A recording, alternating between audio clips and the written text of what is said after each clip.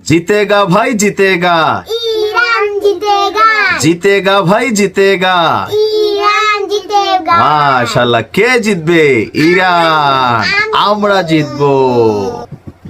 আমি বিশ্বাস করি এই মুহূর্তে বাংলার জমিনে না, সারা পৃথিবীর শত শত লক্ষ লক্ষ কোটি কোটি মুসলিমের ঘরে নিশ্চয়ই সবাই এরকম আওয়াজ তুলছে, দোয়াও করছে।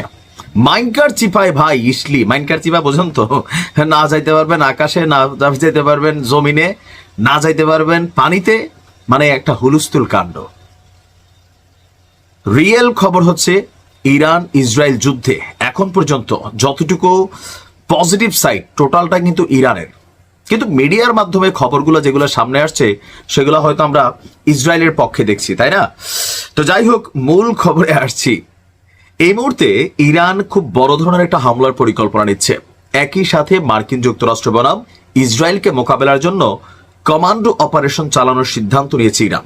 ইতিমধ্যে আপনারা দেখেছেন গণমাধ্যমে। তো এই পরিস্থিতিতে ইসরায়েলের যে সাধারণ জনগণ, তাদের অবস্থা কি?